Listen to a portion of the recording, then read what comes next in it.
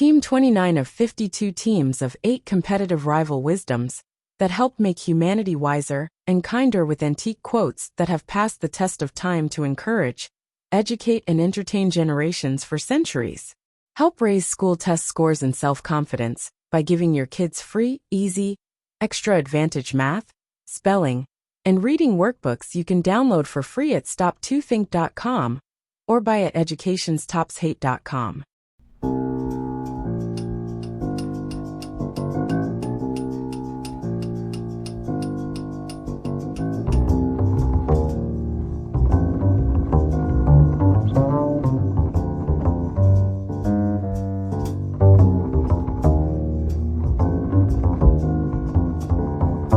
Team quote 29.1. The fruit derived from labor is the sweetest of pleasures. Luc de Clapier 1715 to 1747.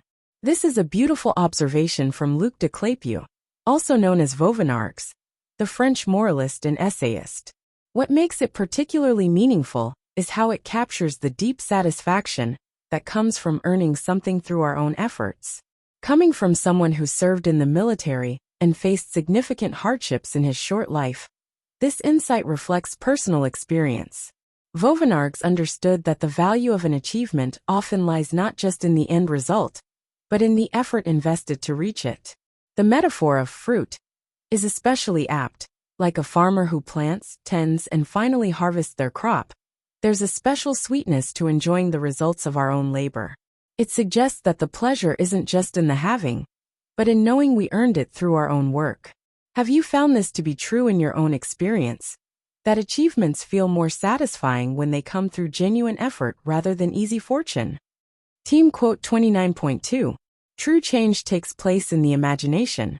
Thomas More 1779 to 1852. This is a profound insight from Moore, the Irish poet and songwriter. What makes it particularly powerful is how it recognizes that real transformation begins not with external actions, but with our ability to first envision something different. Coming from someone who wrote extensively about Irish culture and freedom, this observation reflects an understanding that before any physical change can occur, whether personal, social, or political, we must first be able to imagine it as possible. Moore understood that the imagination isn't just for fantasy, but is the workshop where new realities are first conceived. What's especially striking is how this principle applies across all fields of human endeavor. Whether in art, science, social reform, or personal growth, the ability to imagine something different from what currently exists is the essential first step to making it real. Have you noticed how the biggest changes in your own life often began with a shift in how you imagine things could be? Team quote 29.3. Persuasion is often more effectual than force. Aesop 621 BC, 564 BC. This is a wise observation from Aesop, and particularly meaningful coming from someone who specialized in teaching through fables rather than force. What makes it especially powerful is how it speaks to an enduring truth about human nature, that people are more likely to embrace what they're persuaded of than what they're forced into. Coming from the legendary Greek storyteller, this insight reflects his understanding of how narrative and reason can change minds more effectively than coercion. Through his fables, Aesop demonstrated exactly this principle, using stories to persuade people toward wisdom rather than simply telling them what to do. The word often is particularly significant here. Aesop isn't claiming persuasion always works better than force, but rather acknowledging that gentle conviction tends to create more lasting change than compulsion. It suggests that when people are brought to understand and agree with something, their commitment to it is deeper than when they're simply made to comply. Have you observed how changes that come through understanding and agreement tend to last longer than those imposed by authority? Team quote 29.4. Genius is the recovery of childhood at will. Arthur Rimbaud 1854 to 1891. This is a fascinating insight from Rimbaud, who embodied this principle as a poetic prodigy who wrote his most influential works as a teenager. What makes it particularly powerful is how it connects genius not with learned sophistication, but with the ability to access a child's fresh, unfiltered way of seeing the world.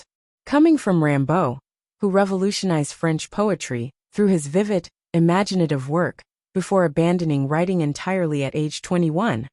This observation reflects his understanding of how creative genius often requires breaking free from conventional adult thinking. He suggests that true genius lies in being able to deliberately recapture a child's sense of wonder, immediacy, and freedom from preconceptions. What's especially striking is the phrase, "at will," suggesting that genius isn't just about maintaining childlike qualities, but about being able to consciously access that state of mind when needed. It's about combining a child's perception with an adult's control and purpose. Have you noticed how the most creative people often maintain this ability to see things with the fresh eyes of a child? Team quote 29.5. Speak softly, carry a big stick and you'll go far. Theodore Roosevelt 1858–1919. That famous quote captures Roosevelt's foreign policy philosophy, which advocated maintaining strong military capabilities while practicing diplomatic restraint. As the 26th U.S. president, he applied this approach to various international situations, notably in Latin America, where he combined naval power with diplomatic negotiations. The phrase emerged from Roosevelt's experiences as both a diplomat and military leader. He believed that true power lay in having strength, but using it judiciously. That peaceful negotiation was most effective when backed by credible military force. This became known as big stick diplomacy. Team quote 29.6. Most mothers are instinctive philosophers. Harriet Beecher Stowe 1811–1896. This is a fascinating observation from Stowe, who was not only a prominent abolitionist and author of Uncle Tom's Cabin, but also a mother of 7 children herself. Her quote reflects a deep appreciation for how mothers often develop practical wisdom through their daily experiences of raising children. The idea of mothers as instinctive philosophers suggests they naturally grapple with fundamental questions about human nature, ethics, and how to teach values while nurturing their children's development. This happens not through formal philosophical training, but through the daily challenges and decisions of parenthood, teaching right from wrong, answering complex questions about life, making difficult decisions that balance different needs, helping children understand the world around them, developing strategies to guide behavior and growth. It's interesting that Stowe, who wrote so powerfully about moral issues in society, recognized this connection between motherhood and philosophical thinking. The quote acknowledges how the practical wisdom, gained through motherhood, often parallels the insights sought by formal philosophy. What aspects of this perspective on motherhood and wisdom particularly resonate with you? Team quote 29.7. Courtesy is the one coin you can never have too much of or be stingy with. John Wanamaker 1838–1922. This is a wonderfully apt metaphor from Wanamaker, who was both a retail pioneer and a strong advocate for business ethics. As the founder of one of America's first department stores, and later the U.S. Postmaster General, he understood deeply how courtesy shaped both business and personal relationships. The comparison of courtesy to currency is particularly clever because it highlights several truths. First, like money, courtesy can open doors and create opportunities. But unlike money, extending courtesy doesn't diminish your supply.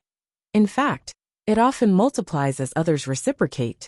Second, the metaphor suggests that courtesy, like currency, has real value in human interactions. It's a form of social capital that can smooth relationships, resolve conflicts, and build trust. Wanamaker practiced this philosophy in his business innovations. He introduced money-back guarantees and fair pricing when haggling was still common, treating customers with respect rather than as marks to be exploited. It's striking how relevant this wisdom remains today, when courtesy in both personal interactions and public discourse sometimes seems in short supply.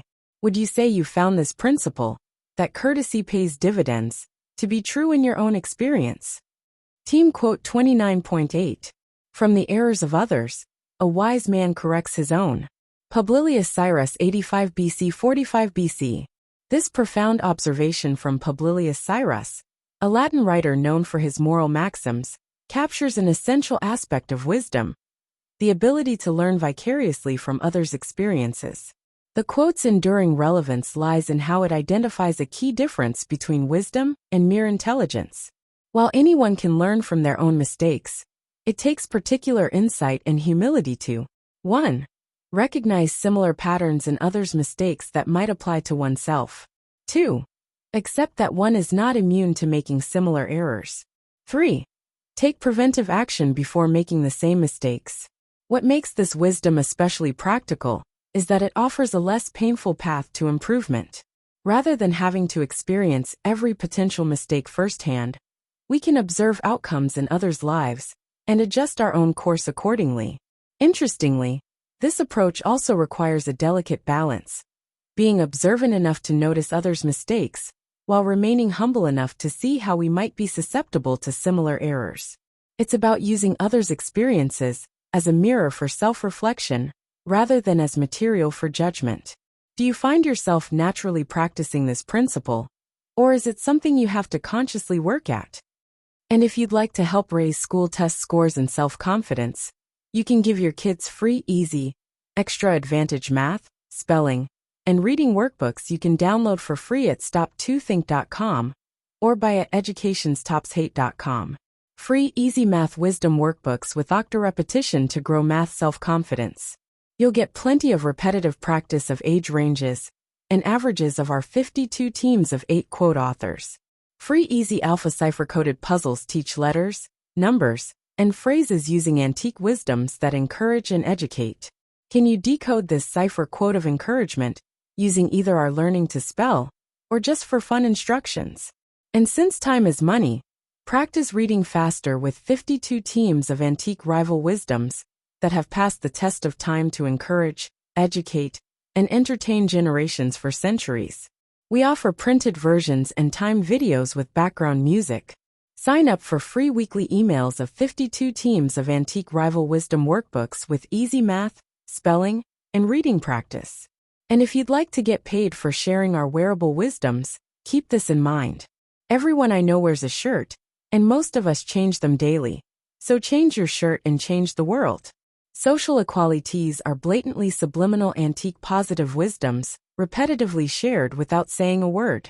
This applies to all our wearable shareable wisdoms, like pretty witty baby onesies and baby tees that you and others will see and read multiple times a day. The same is true with pretty witty kids, but they'll also share these wisdoms with anyone that can read at daycare or school. Youthful truths let your kids gain confidence sharing antique wisdoms with their friends. Imagine them sharing words of wisdom with classmates and teachers. I think therefore I think tees I wear is a super easy way to share words of wisdom that have passed the test of time. Our social equality tees help make us all wiser and kinder with blatantly subliminal messages, promoting a more fair and equal opportunity society for all. And don't forget our giftwisdoms.com for birthdays and holidays that makes it easy to share the wisdom with clothing, coffee mugs, and magnets. So do the future a favor by encouraging, educating, and entertaining with words of wisdom that have passed the test of time to make us all wiser and kinder. With wearable wisdoms to fit babies, kids, and adults, you can clothe a whole family, city, or state.